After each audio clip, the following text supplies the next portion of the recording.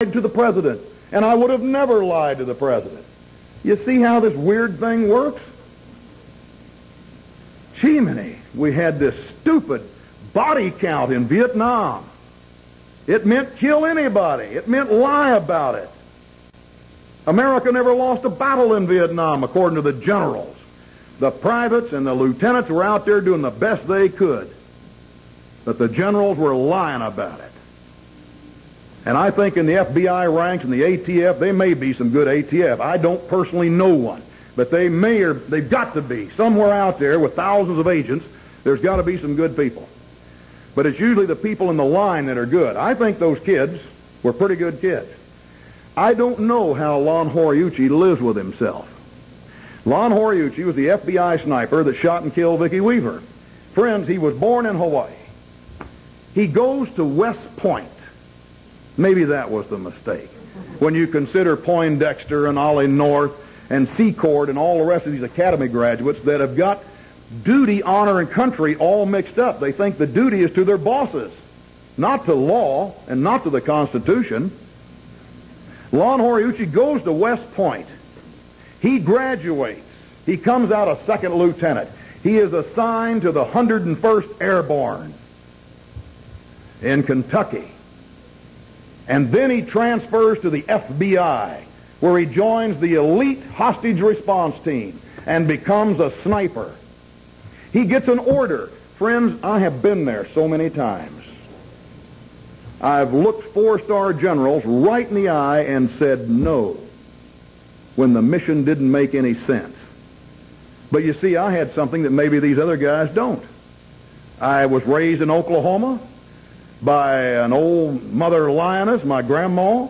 The sun was hot on my head out there in them wheat fields, and I thought that telling the truth and doing right was what was expected of an officer of the United States under all circumstances. Not to drop down on your knees and start licking the hands and feet of every superior that came along. But friends, when the order came down to kill Vicki Weaver, it was totally and absolutely accepted. And right then, the first day they had taken over, on Friday, it had been little Sammy, shot in the back with a machine gun as he was running home, yelling to his dad, "I'm coming, Dad." Last words he ever spoke, shot him in the back against all government regulations. And a boy, 13 years old, weighed 70 pounds, after they shot and killed his dog.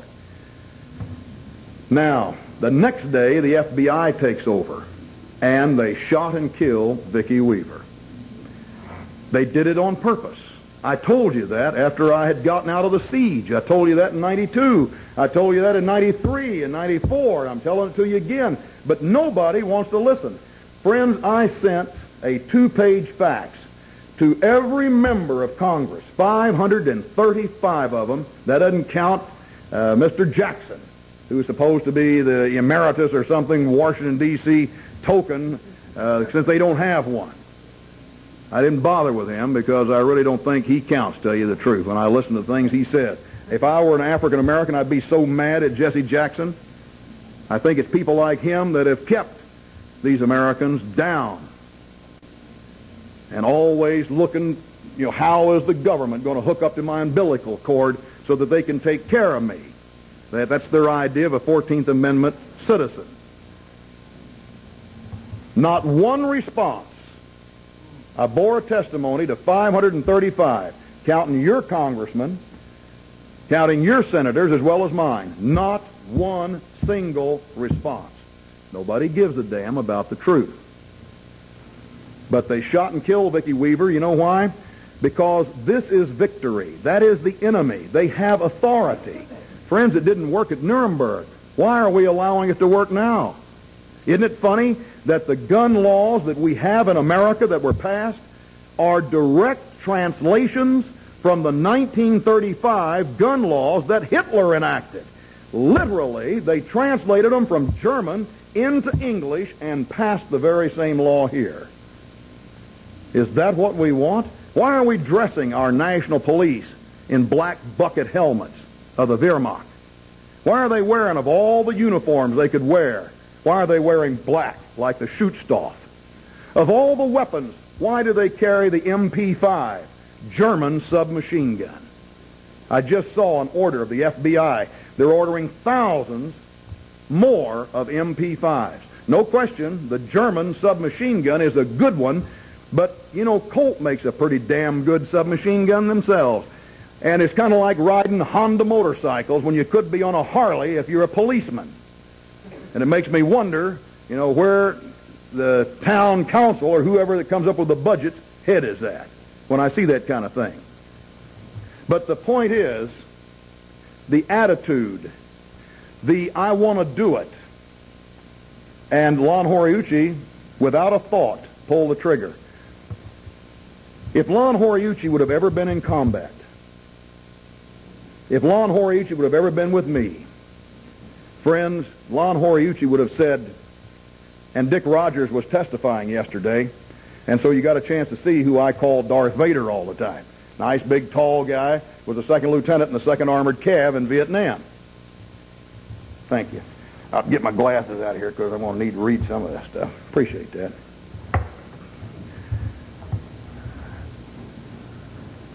But you saw him testify the other day, and the point is that he was the commander of the HRT, and if Lon Horiuchi would have ever seen the result, but you see, they don't have to look at it much.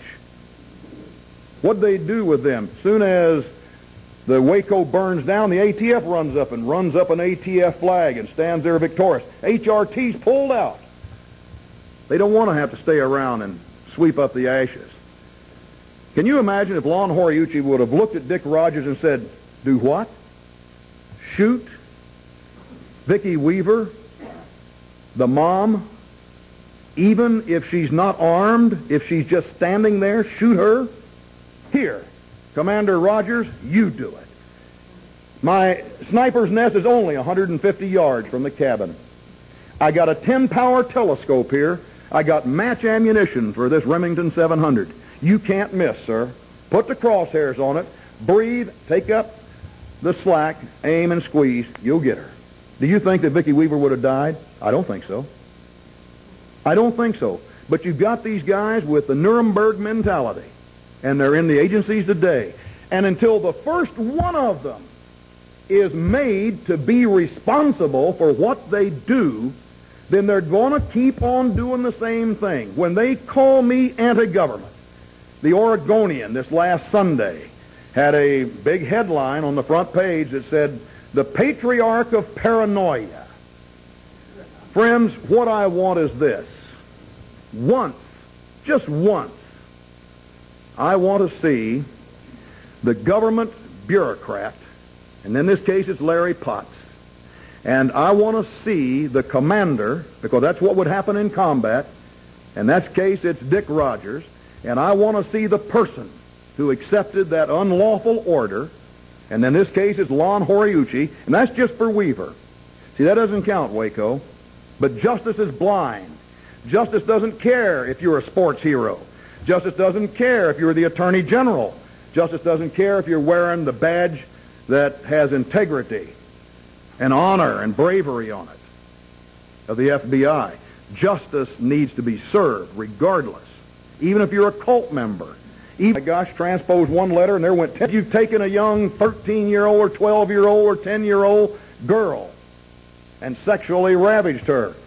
Justice is blind, friends, and once I want to see the people responsible held responsible, not like Janet Reno that says, well, if I had to do it over again, I wouldn't do it. Hallelujah.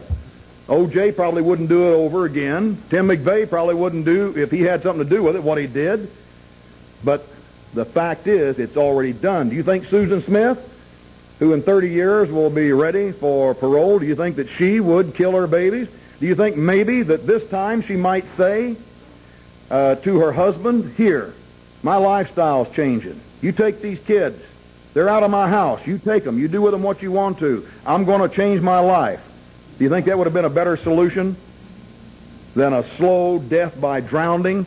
Can you imagine the confusion in those child's minds as their mom stood there and watched the car and they're going into that lake, and yet the family of Susan Smith gets on the stand and says yesterday she's a good mother.